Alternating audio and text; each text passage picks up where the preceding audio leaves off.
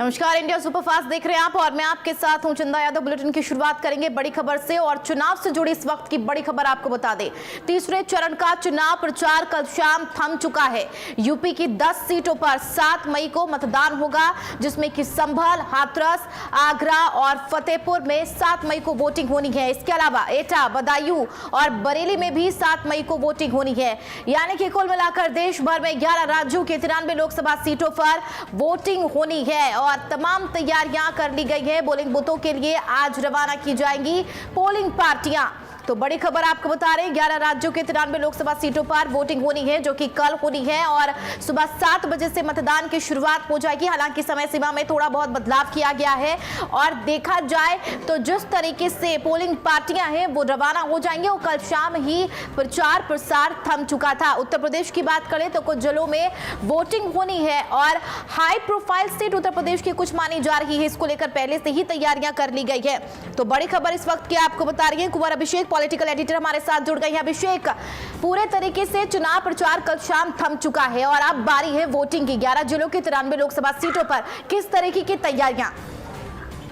बिल्कुल, देखिए कल शाम 5 बजे ये चुनाव प्रचार थम गया था। आज तमाम पोलिंग स्टेशन पे पोलिंग पार्टियां भेजी जाएंगी क्योंकि ये चुनाव आयोग का प्रोटोकॉल है। अब क्योंकि चुनाव के बिल्कुल मध्य में हम आ चुके हैं, 190 सीटों पर अब तक कुल वोटिंग हो चुका है। तीसरे चरण में 7 तारीख को जो चुनाव होना है उसमें कुल 94 सीटों पर वोट मतदान होगा, जिसमें 10 राज्यों समेत 2 केंद्र शासित राज्य भी हैं। ऐसे में सुरक्षा व्यवस्था पूरी चौक चौबंद कर ली गई है। गुजरात की 26 सीटों पर चुनाव है, उत्तर प्रदेश में चुनाव है, पश्चिम बंगाल की 4 सीटों पर चुनाव है, गुजरात मध्य प्रदेश में चुनाव है। तो निश्चित तौर पर 10 राज्य, 2 केंद्र शासित राज्यों के 94 सीटों पर चुनाव होने हैं 7 तारीख में। पोलिंग पार्टियां आज भेजी जाएंगी। चुनाव आयोग की तरफ से जो गाइडलाइन दी गई है चंदा, उसमें स्पष्ट तौर पर कहा गया है कि 5 तारीख यानी कि कल जो चुनाव प्रचार 5 बजे थम गया था, उसके बाद जो प्रत्याशी होते हैं वो सिर्फ डोर टू डोर कैंपेन कर सकते हैं। अभी भी तमाम प्रत्याशी सुबह से और देर रात तक डोर टू डोर कैंपेन कर सकते हैं। वो बड़े काफिले में नहीं जा सकते। प्रत्याशी उसके साथ उसके 2 सहयोगी मात्र हो सकते हैं। उसके अलावा ज्यादा जो है पब्लिक मीटिंग को गैदरिंग नहीं कर सकते। 4 लोगों से ज्यादा, 10 लोगों से ज्यादा वो मीटिंग नहीं कर सकते। इंडोर बेशक वो कर सकते हैं, किसी के घर में, किसी प्राइवेट जगह पे वो कर सकते हैं, लेकिन किसी जो है वो सार्वजनिक जगह नहीं कर सकते। तो ऐसे में चुनाव आयोग की तरफ से चंदा तमाम तैयारियां पूरी कर ली गई हैं। पोलिंग पार्टियां आज शाम तक भेज दी जाएंगी अपने गंतव्य पर, यानी कि पोलिंग बूथों के लिए पोलिंग पार्टियां आज रवाना हो जाएंगी। यानी कि कुल मिलाकर जैसा कि आपने भी बताया, चुनाव प्रचार थम तो चुका है, लेकिन अब जो है प्रत्याशी जो है, नेता जो है, डोर टू डोर कैंपेन कर रहे हैं। यानी कि पूरी जद्दोजहद जब तक वोटिंग ना हो जाए तब तक जनता के बीच जाए और उनसे 1 to 1 बातचीत करने की पूरी कोशिश। बिल्कुल, देखिए हर एक प्रत्याशी आखिरी समय तक ये चाहता है कि अपने फेवर में मतदाताओं को ज्यादा से ज्यादा वो जोड़े।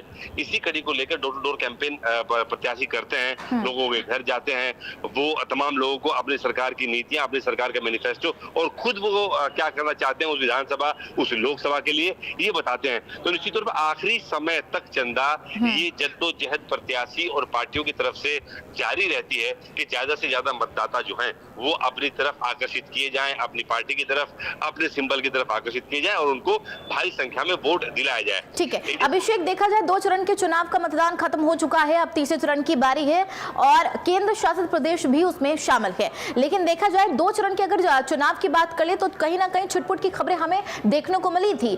क्या तीसरे चरण के मतदान के लिए किस तरीके से पुलिस की तैनाती की गई है, कहां पर फोर्स की तैनाती की गई है और क्या कितनी संख्या बताई जा रही है?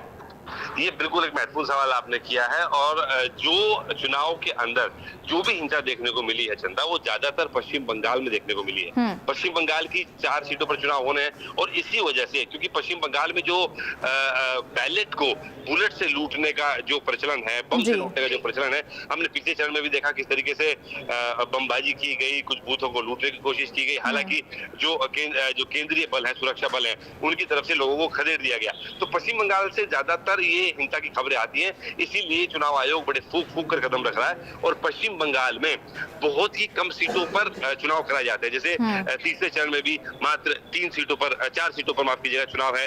उसके बाद केंद्रीय सुरक्षा बल है, जिसमें रैपिड एक्शन फोर्स है, CISF है, तमाम फोर्सेज लगा दी गई हैं। 120 बटालियन फोर्सेज की वहाँ खासतौर से अगर मैं बात करूं पश्चिम बंगाल की भेजी गई हैं। तो निश्चित तौर पर पश्चिम बंगाल को लेकर ही कहीं ना कहीं सतर्कता है। देखिए उत्तर प्रदेश में 2 चरण के चुनाव में उत्तर प्रदेश में भी वोटिंग हुई, यहाँ कोई हिंसा की खबर नहीं आई।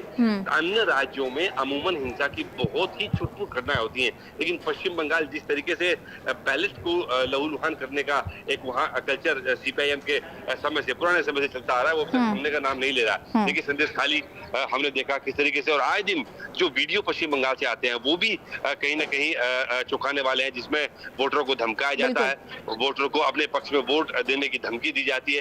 तो निश्चित तौर पर चुनाव आयोग को ये तमाम चीजें पता है और वो पश्चिम बंगाल को खास तौर से लेकर सुरक्षा व्यवस्था चाक चौबंद वहां की गई है। ठीक है, यानी कि छिटपुट की ऐसी घटना ना हो इसके लिए पूरी तैयारियां कर ली गई हैं, चाक चौबंद व्यवस्था जो है वो कर ली गई है। बहुत शुक्रिया अभिषेक इस खबर पर लगातार जानकारी साझा करने के लिए। बहरहाल बड़ी खबर आपको बता रहे हैं, जहां पर कल तीसरे चरण का मतदान होना है। 11 राज्यों के 93 लोकसभा सीटों पर चुनाव होने हैं और पहले से तैयारियां कर ली गई हैं ताकि किसी तरीके की जो अप्रिय घटना है उससे बचा जा सके। और यही वजह है कि पोलिंग बूथों के लिए आज पोलिंग पार्टियां रवाना कर दी जाएंगी। पश्चिम बंगाल हो, उत्तर प्रदेश हो, गुजरात हो, तमाम जगह पर पूरे तरीके से तैयारियां कर ली गई है। और पार्टी के नेता जो हैं, प्रत्याशी जो हैं, आप चुनाव प्रचार अभियान छोड़कर डोर टू डोर कैंपेन कर रहे हैं, जनता से बातचीत कर रहे हैं।